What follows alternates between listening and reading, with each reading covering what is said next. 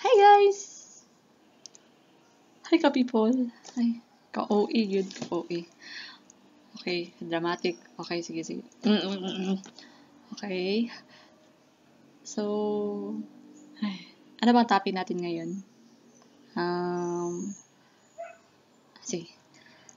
Okay. So, as nakita niyo sa ating video title, The Journey of an Introvert Teacher. So guys, definitely, so title pa lang, kita na ninyo, di ba? Kinsa may introvert? Come on. Chart. Nasa ko. Uwi kayo ba? Uwi kayo. Okay. Sige. Wala na to. Cut. Okay. So, introvert, guys, is... Tadan! Hello.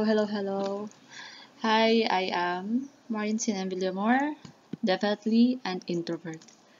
Specifically, ISFP Yugo. ISFP, introvert, sensing, feeling, and perceiving. But then, trying to transition na ako ISTP na ako. Thinking na dayo na siya. Mut lang. Ano?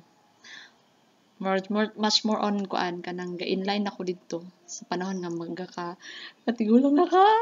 Samo ko eh. So, there guys. This video is all about just overview or overview of my journey as an introvert teacher entering the teaching profession yun. So, balik ta sa sinugdanan. So, back to the beginning tayo.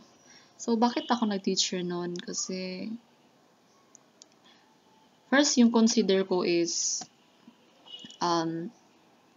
yung mga panahon na nung elementary pa ako hanggang sa high school ay sinasabi sa akin o sinasabi sa iyo na ano bang gusto mo paglaki mo. So, sinasabi ko, gusto kong maging teacher, ganun.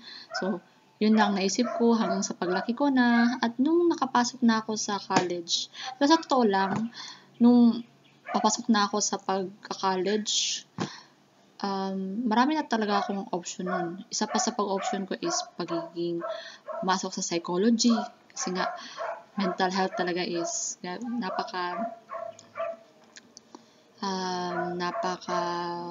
anong tawag nun? Is napaka taas ng epekto ng mga teenagers sa panahon namin hanggang ngayon naman, di ba? So, panahon nun, isa dun sa option ko, isa pa rin is performing, pero wala namang performing arts na course na malapit sa paaralan na papasukan ko sa kolehiyo. So, ang pagiging teacher is isa rin sa option ko. Hanggang dumating yung panahon na nung pumasok namin sa college, pinatanong kami kung anong gusto namin. So nga, ang gusto ko lang is makapasok ng college. Hindi ko inisip na meron pa pala akong course. So, pinaisipan ko, paano bang course gusto ko? Sige, maging teacher na lang kung kakayanin ko. So, sinubukan ko kasama yung mga kaibigan ko, diba? Dala rin ang pagiging mga kaibigan mo na, sige, pasok na tayo sa pagiging teacher. Anong subject? Sige, aralin pa din po na sa studies. Siguro, mas madali lang yan kaysa sa ibang subject, no? Yung math, science. Totoo lang, disod yun siya. As in, ma-realize ni mo, paabot ni mo college na na-reset man tanan na imuhang gitunan from elementary to high school bitaw. Ay kung anong gagawin ko, makakapagtapos ba ako nito sa college? So, totoo lamang sabi nila na sa college na talaga yung crucial talaga, yung mapapaisip ka na lang na tutupad pa ba yung pangarap mo, ano bang magagawa mo para ano ba bang ang dapat mong gawin para nga matapos mo lahat ng gagawin mo, yung ganun. Meron ka pang pangarap na makatapos ng pag-aaral, makapagtrabaho, pero isa na rin yun, tinake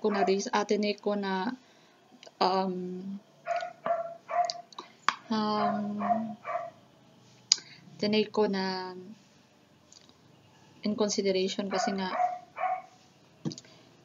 hindi naman kami mayaman. So, medyo nakakain sa isang araw, tatlong beses sa isang araw.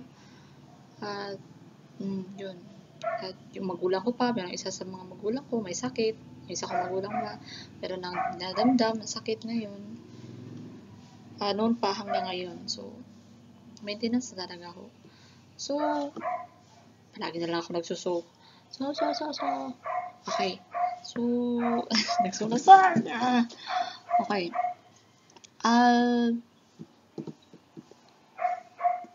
Yung pag-introverted ko ay nadala ko na nung high school, elementary hanggang high school, patungo na college. Ako yung estudyante na hindi ako gaano nagsasalita, hindi ako gaano nagpa-participate, at saka hindi ako gaano nakikipagsalamuha sa mga kaibigan ko kapag meron silang mga gathering o kaya kapag meron silang mga social events, kaya sa school, sa classroom man, o kami sa aming klase. Dahil nga, klase namin sa nung college ako, isang block section lang kami, is maraming mga kasiyahan, yung mga kakasi ko, magsama-sama sila, para mag-inuman. Yun isa na rin yun, di ba? Pag college naman, totoo naman talaga, di ba? Pag darating na ka na sa point na yan, parang valid na ang pag-iinom, di ba? Pag liwaliw, pag gala-gala, pag laglaag, bisan asa, because college ka na, hindi na yung parang restriction talaga na pag sa high school ka pa lang, hindi pa pala ganito, ganin niya. Pero sa panahon namin noon, hanggang ngayon, parang mas naging malala na nga eh. High school pa lang is, di ba, parang kasultan na nga mag-uyab-uyab, and all. Sultan ng galaglaag, magnalagi-free mga bata sa mga teenager na sila, nabitawan, kanaka sa gusto.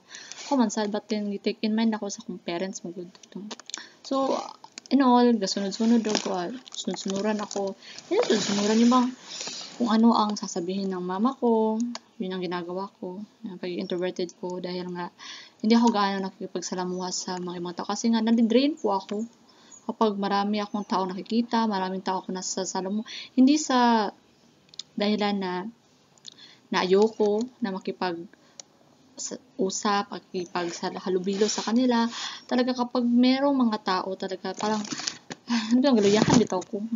Napapagod ako, na iisipin ko anong sasabihin ko, ano ang i-react ko, ano ang action ko, ano mga gestures ko, at saka napaka-overthinking ko pag ganyan, kasi nga pinapakita ko na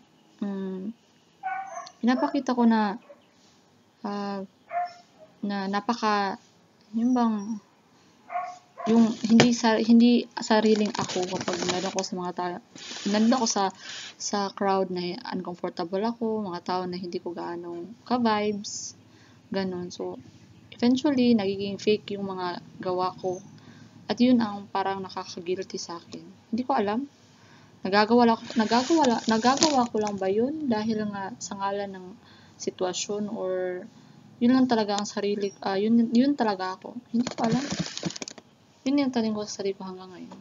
Pero,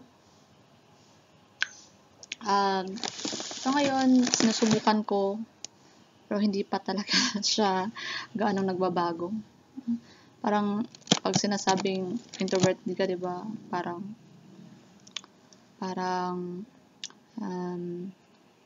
aloof daw yun, parang talagang antisocial daw, hindi ka makausap, hindi ka malapitan, ganun.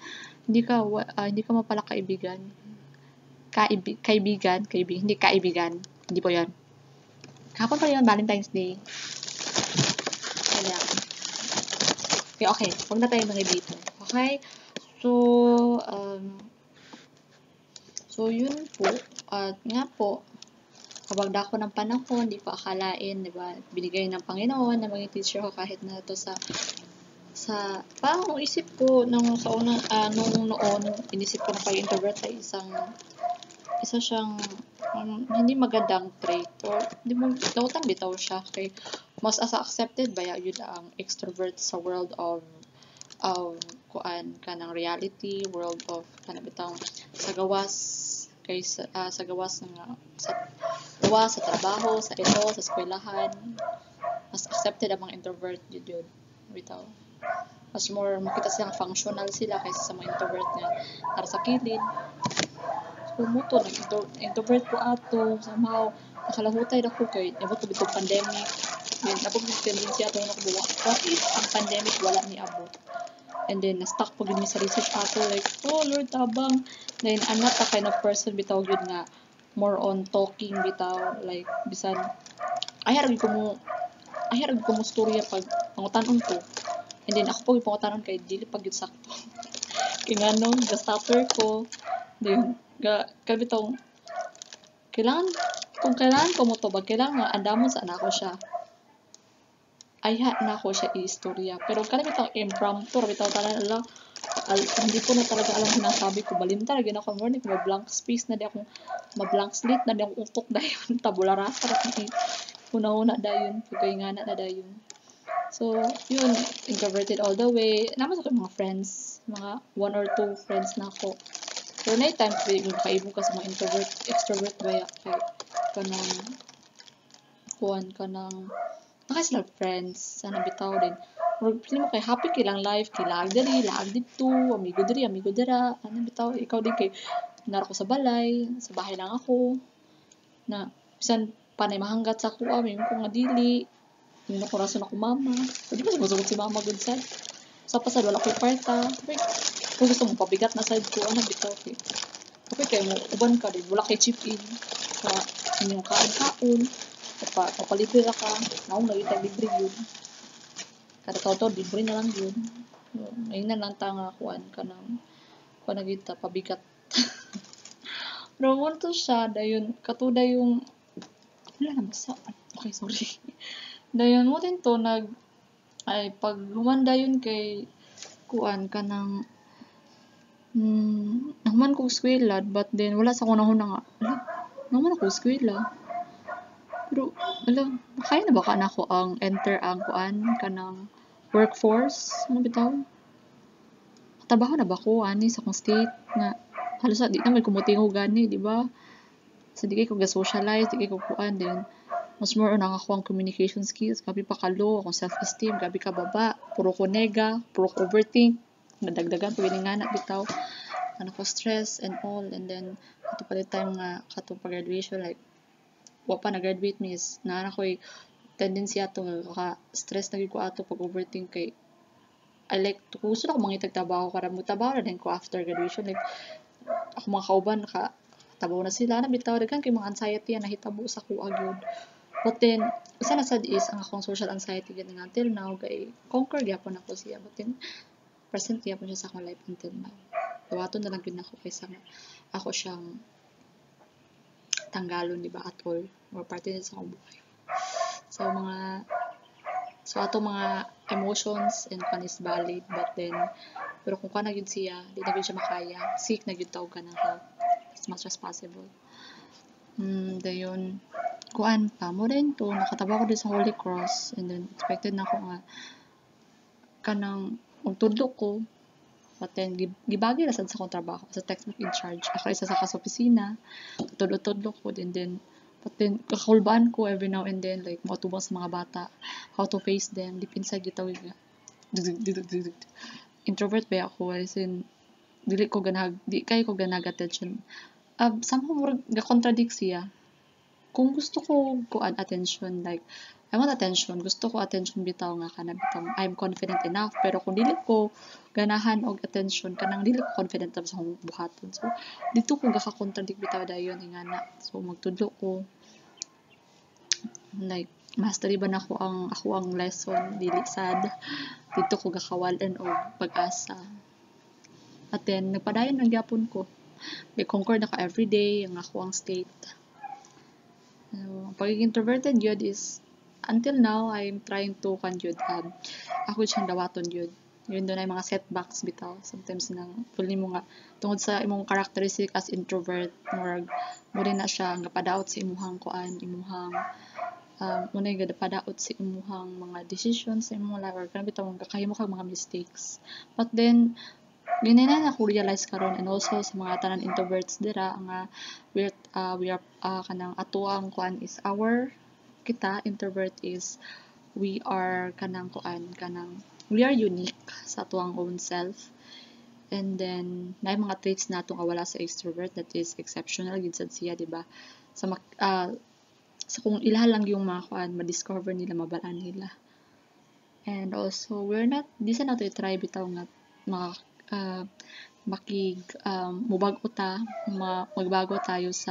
magbago tayo dahil ngayon ang sinasabi ng society na mahimo ta extrovert. So, atong buhaton is, mag-adapt na lang yun ta. Pati hindi na to wala ng atong identity as kani. Kay, even though in the long run, bitaw, you and yourself, po na makaingon sa mo nga, introvert ka, extrovert ka. So, introvert ka, dawaton mo introvert ka. Maybe, dugay pa na, or dool na, but then, makita nimo bitaw nga as an introvert yun. That makes you muna siya. So, more to siya. Ako ang entry for the day. Ako ang mga life